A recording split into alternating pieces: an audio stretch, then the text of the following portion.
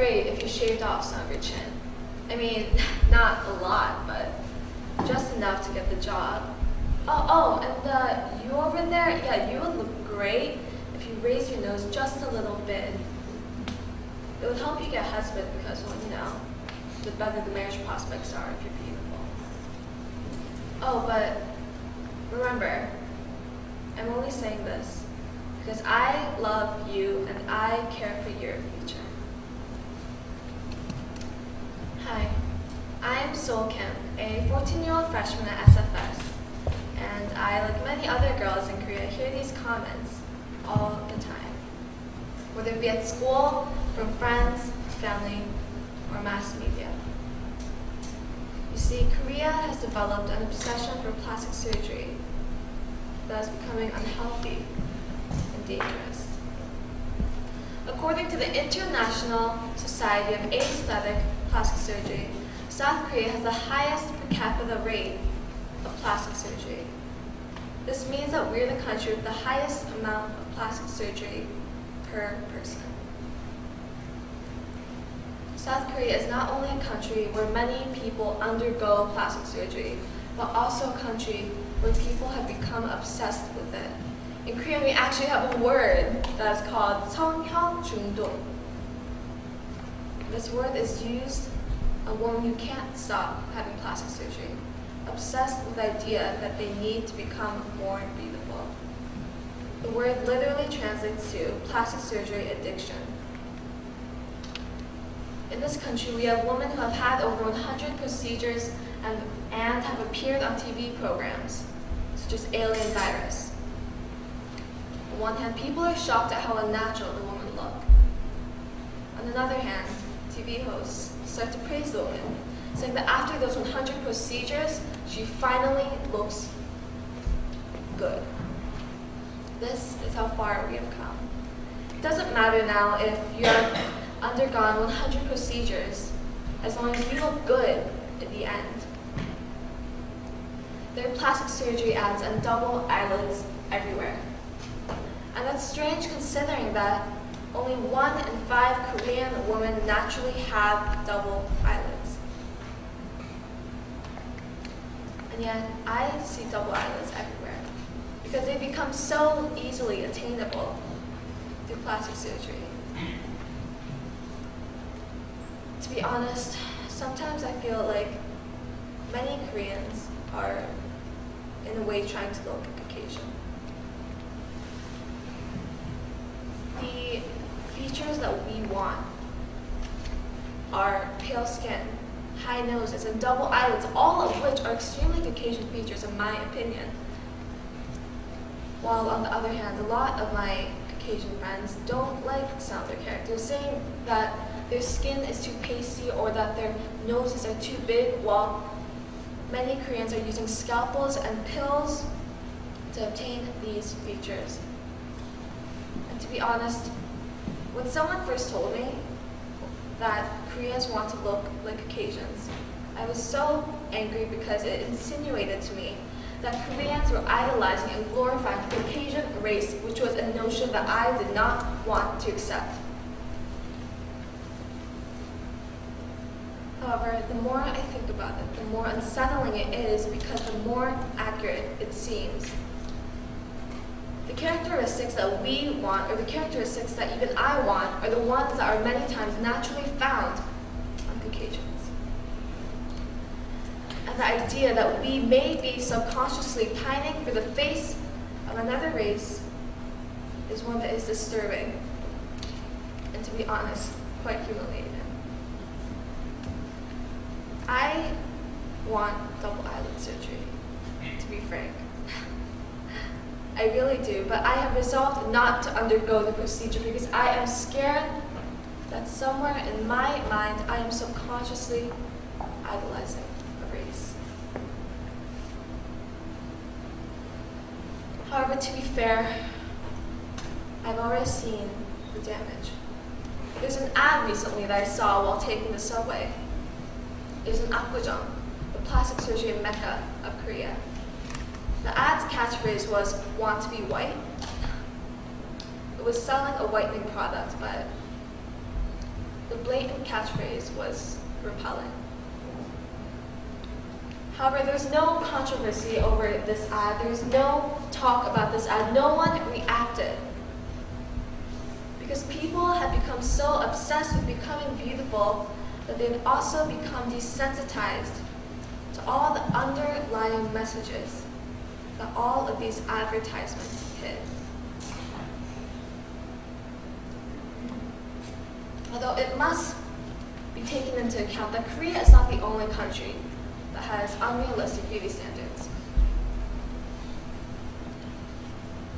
There are many other countries that also have these beauty standards because everyone wants to be beautiful, no matter what country you're from. For example, many Jewish women have undergone rhinoplasty in order to achieve a smaller nose. In fact, according to one source, 244,000 Jewish women underwent rhinoplasty for 1 year. I think that the Jewish nose is beautiful, and that any beauty standard that requires you to have plastic surgery in order to achieve that standard is unrealistic. This is the same for many Africans as well. Similar to Korea, they have many whitening products in Nigeria.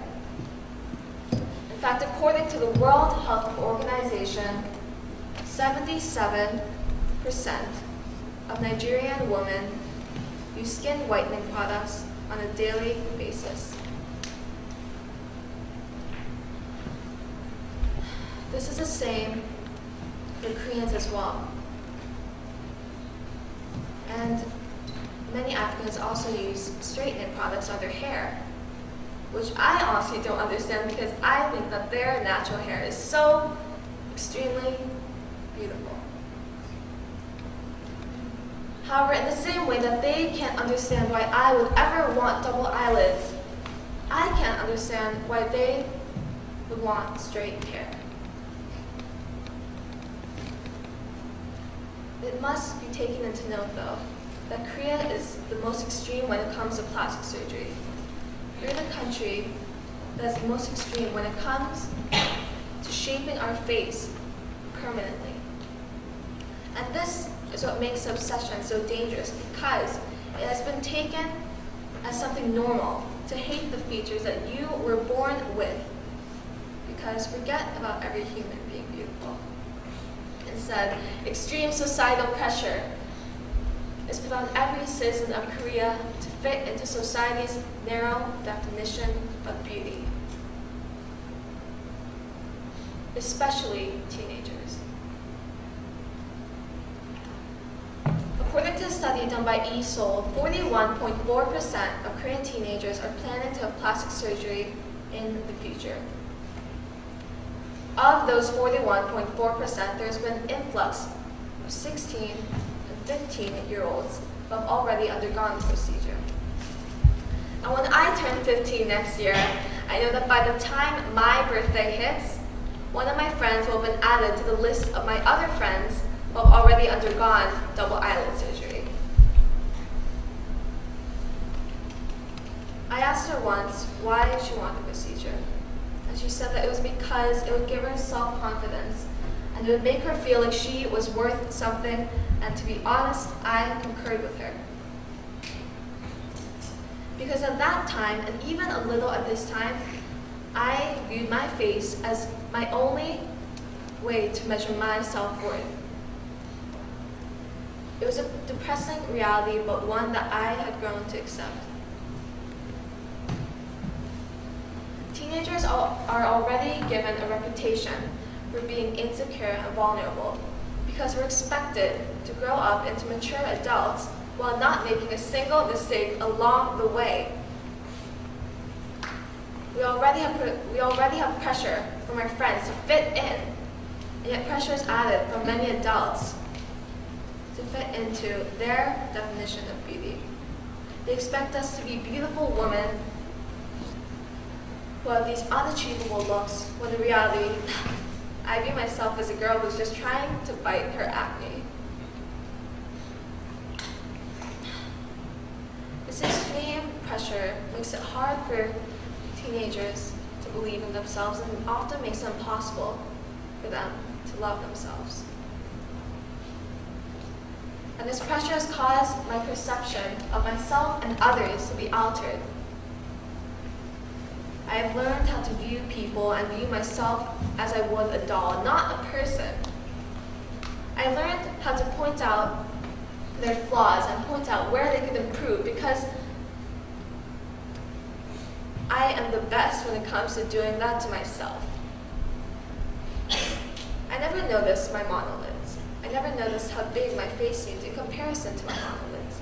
However, when people point out something, when people criticize something, you start to notice it and you start to criticize it yourself. You learn from people and you copy and emulate people's actions. So when people criticize my face, I learned how to criticize my face as well. In fact, I'm an expert on it. I have walked down this road of self-improvement for so long, and I have learned that in the end, it only leads to depression. But I'm definitely not the only one, because I know that many of my friends also walk down this road.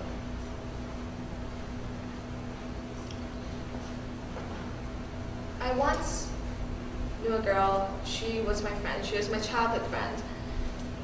And she had a certain walk about her that I really, really liked.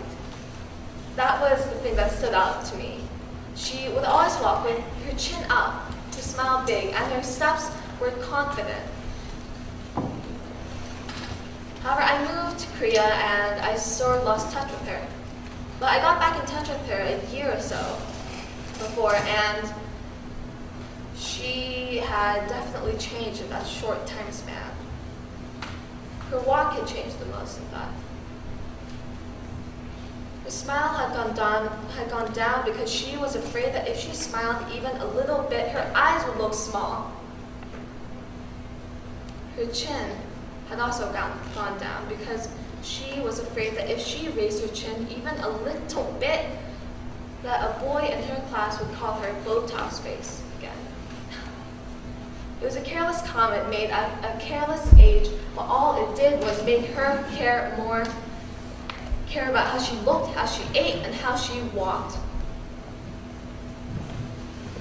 And her steps had become unsteady and unconfident and unsure because people had made her so unsure of her own worth and made her unsure of that reflection in the mirror, whether it was worse than what she was actually seeing. This girl was me.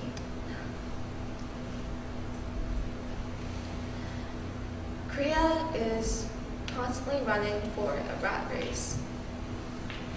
We're running and running and running so hard for a trophy that we're never going to get. When will we ever achieve that ultimate perfection?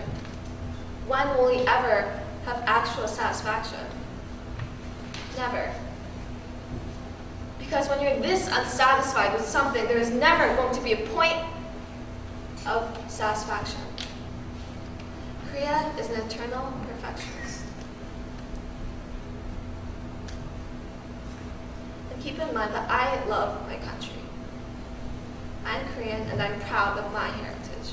However, I want Korea to be a place where I can bring my daughter to. I can bring my daughter to my hometown and be confident that she won't hate herself and she won't ask me for double eyelids.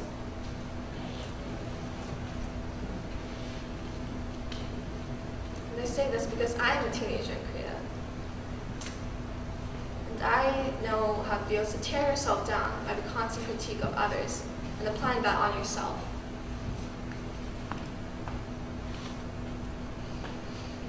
This obsession that we have needs to stop because it is so harmful and it is so damaging to kids and to teenagers like me. It lowers the self-esteem of teenagers every day, and it lowered my self-esteem every day because there's always new stuff for me to critique myself upon. And for this obsession to stop, we need to start. In fact, the whole reason that I'm doing this speech right now is because I want to make at least an effort to make it stop. Because I know that unless I don't, my friends and myself will keep on hating ourselves. I'm not trying to proselytize or to preach here. I'm not saying don't do plastic surgery. I'm not saying if you do plastic surgery, you're bad. I don't condemn anyone for their personal reasons for doing plastic surgery. Because in the end, it's your face and your decision. However, when Korean teenagers are doing it not because they want to, but instead because of the extreme pressure from parents, friends, or family, then there's something wrong. And that's when there needs to be a change. There's nothing wrong with doing plastic surgery if you believe in it. However, there is something wrong with perpetuating a cycle to get plastic surgery for the wrong reasons. So for this obsession to stop, we have to start. We have to start changing our ways of thinking. We have to start by acknowledging the problem in order to solve it. Instead of changing our faces, we have to start changing our perspectives. We have to stop viewing our face as our only means of self-worth. Because it's not right for my friend to get double eyelid surgery because she feels that if she doesn't, no one will ever love her. It's not right for me to constantly be tearing myself down in front of the mirror and having an endless list of things that I could always improve on. I'm only 14. And yet if you gave me a test of critiquing myself, I'd probably get extra credit on it. This obsession isn't right and it needs to stop. Do you know why? Because it's forcing girls like me and my friends to squeeze ourselves into this tiny hole you call beauty. We have to start by finding what we find beautiful. We have to start by finding the beauty in ourselves, not just on our face. We have to start by having a passion for our face. That sounds strange, but honestly, if we learn to work with our face and we learn to accept our face, because I know that's so hard, and even coming up here on stage has been so hard because I'm afraid that my face will look bad. However, I am constantly trying nowadays to learn how to love my face, and this has become my passion.